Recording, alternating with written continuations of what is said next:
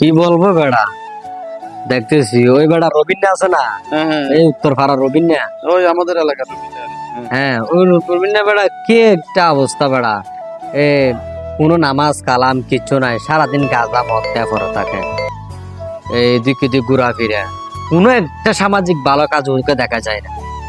এত করে বুঝায় ভাই কোনোদিন সম্ভব না, কি অবস্থা হয়ে গেছে। কথা ঠিক আছে। ওই যে আমাদের এলাকার আরেকটা কি রিফাইন্ড নাকি কি একটা আছে না, এ বেড়াতে বাবা বিক্রি করে, বুঝছো? ফালতু বেড়া, মানে এলাকায় বাপ ভঙ্গি দেখলে মনে হয় একটা জমিদারের বাপ নেই, বুঝছো? দেখলে মানে উল্টা রাগ উঠে বেড়া, বুঝছো? তারপর এলাকার ইফটিজিং করে, এই করে সেই করে, গুন্ডামি করে, চলাফেরা। এখন বেড়া ইদানিং এগুলো বেড়ে গেছে, বুঝছো? কি বলবো বেড়া, এটা হচ্ছে পরিণতি দেশের অবস্থায় এগুলো হয়ে গেছে।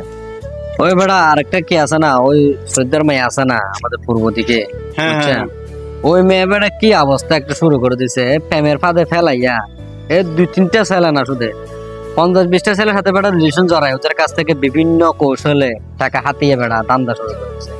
কি একটা অবস্থায়, মানে একটা উড বিজনেস ওই রকম। এটা তো বেড়া অহরহ হচ্ছে, বুঝছো? আমাদের ওদিকে দক্ষিণ পাড়ার এদিকে ওইরকম, বুঝছো? ওইখানে একটা মেয়ে আছে বেড়া, ওইরকম কি বলো? ছেলেদেরকে কপ্পরে ফেলায়, টাকা পয়সা হাতিয়ে নিয়ে সবগুলো, মানে এরকমই করতেছে বেশিরভাগই।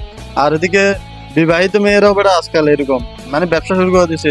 কিছুদিন সংসার করবে, করার পরে বলবে যে আমি আর করতে পারবো না, এন বলে পরে টাকা পয়সা যা কামিন দিয়েছে এগুলো নিয়ে আবার আরেকটার সাথে যায়, এরকম এরকম কাল্লি বাল্লি হয়ে গেছে বেড়া। এখন দেশটা আসলে পরিবেশটাই নষ্ট হয়ে গেছে, বুঝছো? আছে পরিবেশ দূষিত করে ফেলছে। আর কি বলছো, ওই প্রবাসে থাকে না কতগুলো ছেলে, প্রবাসীর বোরা বাংলাদেশে থাকে না, ওর জামাই থাকে প্রবাসে, আর বউ থাকে এখানে মার্কেটে বিভিন্ন কাপড়ের দোকানে ছেলের সাথে রিলেশন জ্বালাইয়া কক্সবাজার যাবে, চিটাগাং যাবে, রয়্যাল টিলিপে যাবে, ওয়াটার পার্কে যাবে। কি অবস্থা বেটা এরকম, মানে ওকে বলছে যে আমি বাড়িতে একদম প্যারাস্তার মতো। এটা কিন্তু ঠিক বলছো, এটা বেশি দেখা যাচ্ছে বর্তমানে বেড়া। এখন বেশি হ্যাঁ, বেশি। হ্যাঁ, প্রবাসীরা এত কষ্ট করে আসলে টাকা পয়সা তাদের জন্য, পরিবারের এই যে বউ বাচ্চার জন্য পাঠাচ্ছে এত কষ্ট করে, হ্যাঁ পরিশ্রম করে, তার বউ কি করতেছে, ওই মার্কেটে গিয়ে এই অন্য ছেলের সাথে মার্কেটিং করতেছে, টাকা দিচ্ছে, খাওয়াচ্ছে, আবার মানে তাদের সাথে ওই যে পরকীয়া গুলো করতেছে। অ্যাভেলেবেল দেখতেছি বেটা এরকম। কি এভাবে এই অবস্থা? সমাজটা নষ্ট হয়ে যাচ্ছে আসলে। আমাদের দিন দিন সমাজ নষ্ট হয়ে যাচ্ছে, দেশের বামমূর্তি নষ্ট হয়ে যাচ্ছে। এখানে আমাদের করার কিছু কি আর করার, আর তো কিছু এই করার নাই। কি অবস্থা, তোরা কি করতেছিস?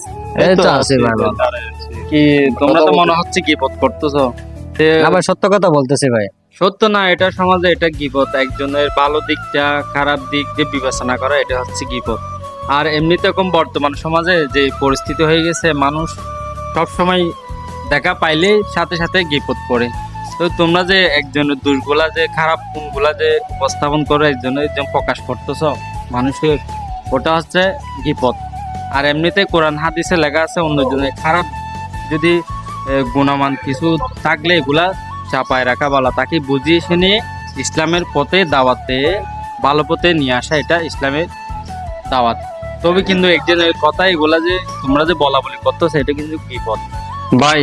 রাসূল সাল্লাল্লাহু আলাইহি ইসলামের যুগে সাহাবী একরামগণ যখন এরকম গিবত করার মানে প্রেক্ষাপট সম্মুখীন হলে, তখন মুখে পাথর দিয়ে বসে থাকতো যাতে গিবতটা না হয়।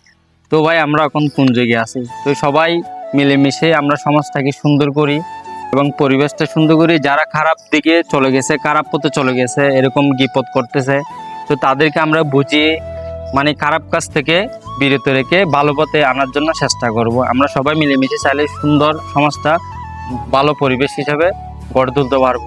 সবাইকে বুঝিয়ে ইসলামের পথে দাওয়াতে নেই, এটা আমাদের ইসলামের দায়িত্ব, সবারই মুমিনদের।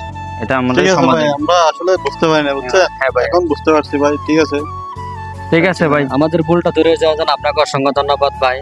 শুকর আলহামদুলিল্লাহ। আচ্ছা ঠিক আছে ভাই।